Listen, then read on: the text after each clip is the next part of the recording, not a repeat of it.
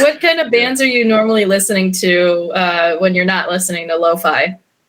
Good question as well. I think it's a loaded question, I know. Yeah, it's an interesting one though, nonetheless. Yeah. But I think honestly, one of my favorite bands, once again, very cliche, is the Beatles. I absolutely love I think sometimes people hear the Beatles and they think of the Let It Be and the Here Comes the Sun and all this. But I think if you delve in like White Album Beatles, like Revolver, what else is there? Like Rubber Soul, like that is like Beatles, and I absolutely love it. And trying to have a think, question.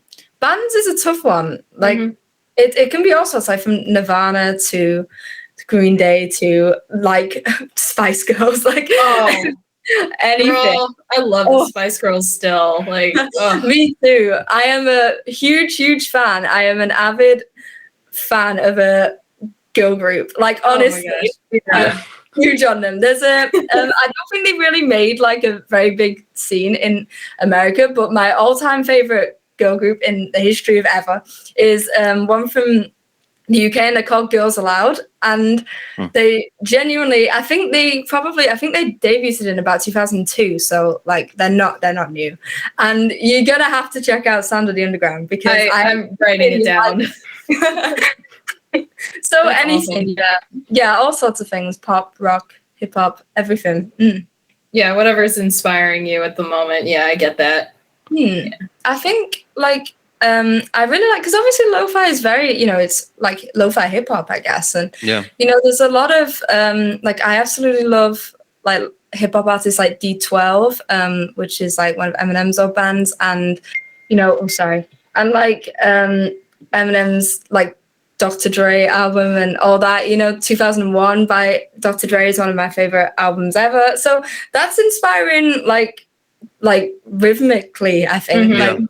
With lo-fi, it's very easy to incorporate hip hop into lo-fi, I think. Yeah. Oh yeah, totally. The drums are more attractive for me in hip hop. Like I always listen to the drums, like the feel, like also like Jay Dilla stuff. Just the feel of that. It's just amazing. It makes you recognize the genre so fast, and I think it's like it impacts you with like so much, like the vibe, the emotion is like it's there, like everything is there. So that's like the main thing with hip hop for me, It's like same, like the groove, I think with hip hop you actually like I actually feel it. I like it's a real like head bopper, a real like foot tapper, like and I ever since kind of doing production as well, I've always liked hip hop bands, but ever since doing production, like I really listen to how it's produced, and I'm like, how is this so clean and it's mixed so well? It's something I would never do before. Listen to the real production of a song, I think. Yeah, it's like we were saying last time with Peyton, that we were talking about. Once you start making music, once you have to produce music, it's different to hear music now. You have to listen to everything, and you become like so critical about music. And even with lo-fi, it's meant to study, but I don't think that we could study with it. No, not anymore. I can't. Not anymore, right? It's true, because I was listening to I actually think it was a Dr. Dre song the other day, and I was just walking down the street, and I was like, that snare is too loud in the mix. It's like how am I being so judgmental about like one of the best producers of all time? But I'm like, I would mix that down a bit. That was like, have I done that? I would have done like a little bit, I love that. It's really hard sometimes, I think, to actually just listen to music without any not feedback, but thoughts. Yeah. You kind of have to turn your brain off and just like, okay, no, don't do that. Just let it be. Like, there's a reason that they're making, the money that they're making and why they are who they are. Like, come on. I'm like humble myself. Yeah. For sure. Yeah. And then you start doing that. You put the snare like super high in the mix, so that you're like, okay, now I'm like this. Now I'm like right. Yeah. Like they must be doing something right. Maybe I need to hire my snare a bit. You start questioning yourself. No, like, no, I'm wrong, because if that's what Dre's doing, I must be wrong. Yeah, exactly. Like it just, when you hear, especially a snare, and when you blink every time, like oh yeah, that is too loud. Yeah. I'm gonna Especially keep that if it's in mind now. piercing your eyes, your ears, no? Yeah. It's piercing your ears. Yeah, exactly. Yeah. It's very. I love that. So, I always try to ask this question, but what are your thoughts on going back to TikTok? Like, what are your thoughts on social media stuff in general? Ooh, social media is in just like as a thing, or as a thing, but also like as a way to showcase your music, I guess, and like being super active in there, and at least not super active, but at least like like in terms of showcasing your beats, or like playing your beats, or playing drums, or playing whatever, or like even just being there and sharing your thoughts, or not so much like listen to my music, but more in the side of just being you as an artist with social media, I guess. For like creative, like people or creative outlets, I literally really can't see much of a down for social media, because it's such good exposure. Like, I don't think I would have had any, like probably like 2 monthly listeners, which would be my mum and my dad, if we listen to social media. Like, I think it especially Instagram. One thing I've noticed about lo-fi music is everybody is on Instagram. Like, I message everybody on Instagram. It's not even LinkedIn or even Twitter or email. I message labels on Instagram. Yeah. Crazy, really. And I think that's definitely maybe something quite unique to the lo-fi community, because it's quite small and also very generous. I think I've honestly never come across anybody that's been hard to work with or not. So this is like helpful. The best community of people. It's great. Yeah.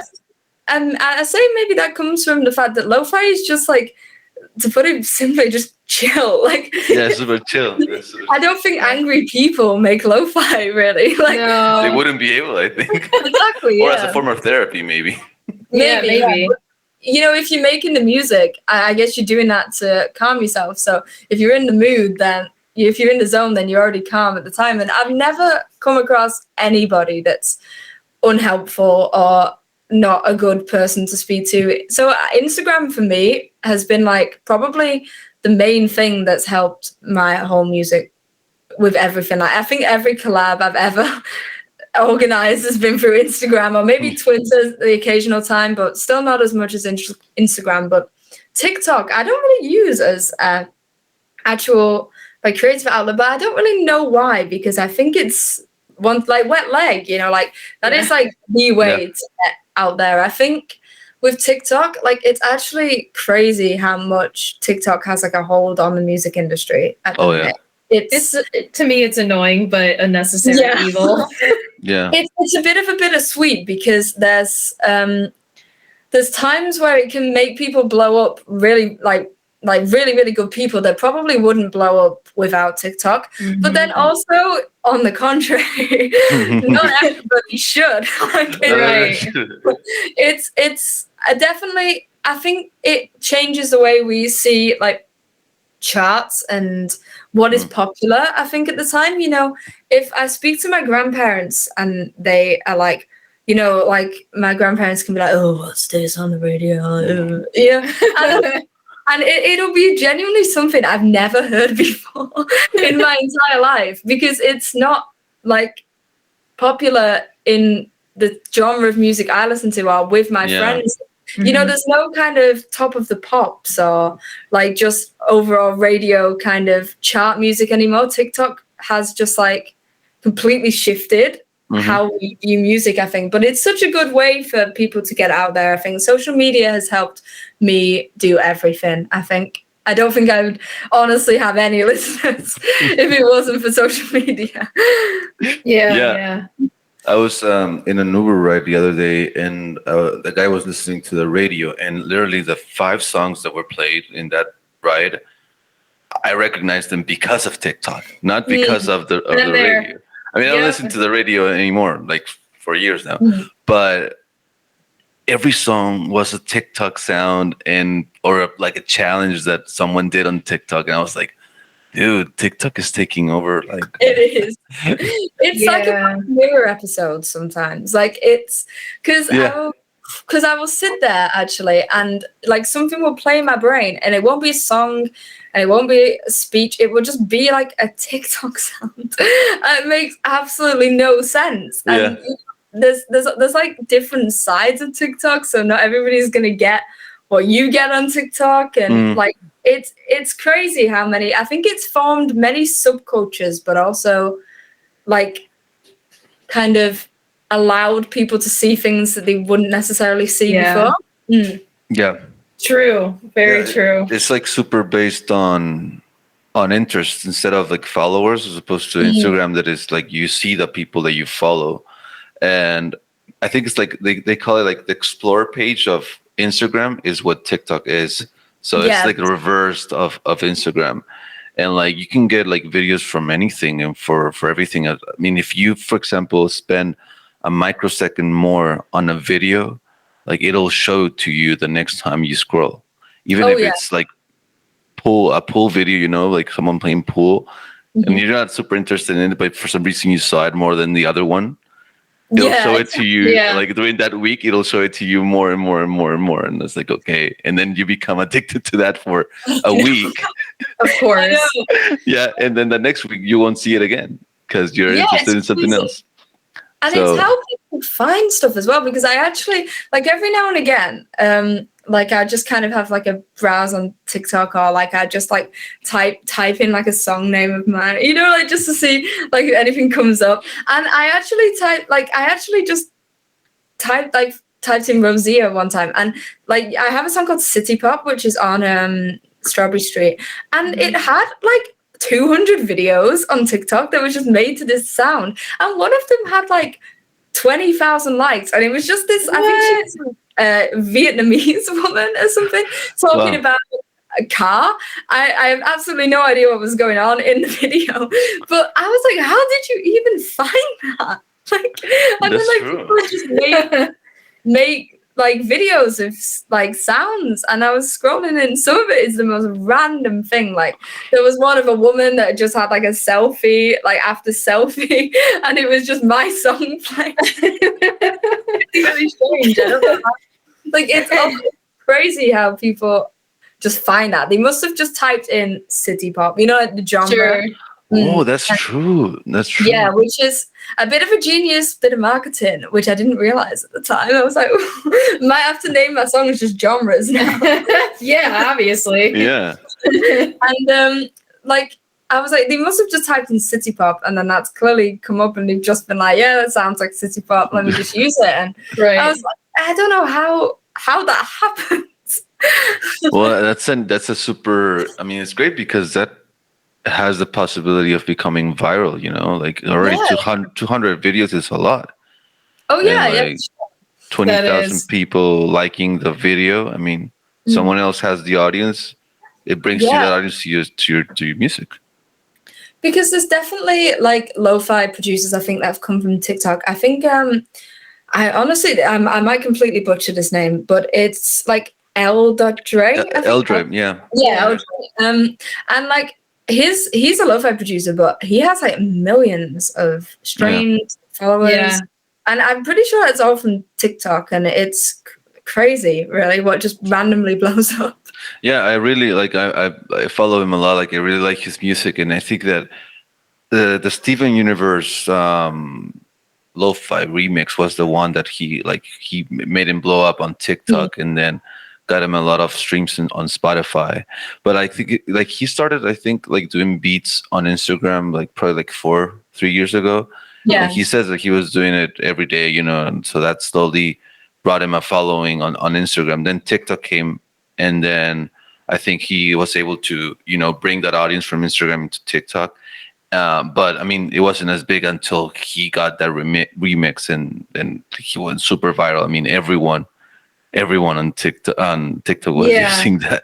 Oh, like yeah. and like with different videos, it didn't have to be like music related. It was like, from e-girls to politicians to everyone was using that because of the virality. Like it was, like on TikTok, sounds work that way. Like they work like as a hashtag.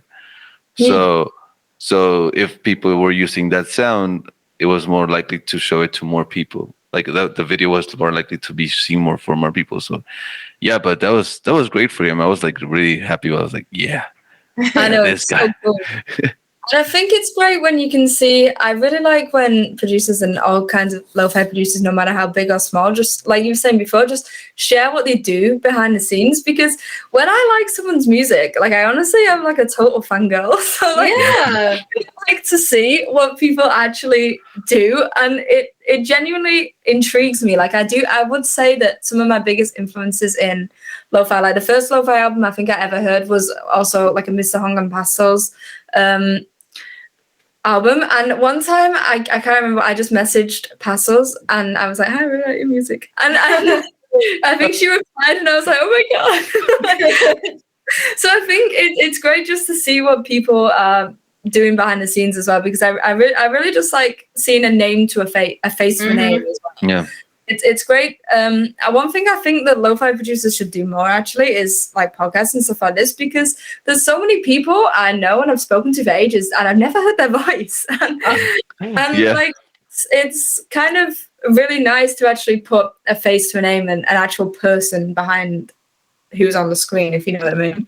The first time that Peyton and I talked was, when it was like Friday? That was Friday. Yeah, that we actually had a conversation. Yeah. We've texted each other like through, first comments on TikTok and then DMs on Instagram.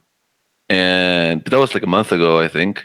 Yeah, he found me on TikTok. Yeah. Oh, wow. Yeah. Well, I saw her video playing like on her bedroom, and then the background wall has these 3 guitars. So I'm a guitar player, so immediately I was like drawn to it. I was like, and then I know the wall. I know the you know the wall. Oh, that's good. I'm doing something right then. Absolutely.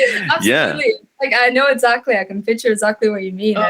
Yes. I think it's great as well, just for means of connection, because I'm working on an EP at the minute that's just a collaboration EP with just all people from around the world. Basically, there's people from Korea on it, from Brazil, like Germany, like, and even just talking to you guys, like we live 10 hours of a flight away, it's a crazy amount of time where we speak the same language, but so there's not that much of a culture clash. But if you think about how far away we actually are, like social media really brings that together. Like I've known that forever, because some of my best friends are like I met on Twitter when I was like 12, and I see them in summer and stuff now. So it's great. Social media is great for that, just for connection and how many people can just know you all over the world, I think. Yeah, that's like the coolest part for me. And I was talking to him about that the other day too, about, I've written music with people from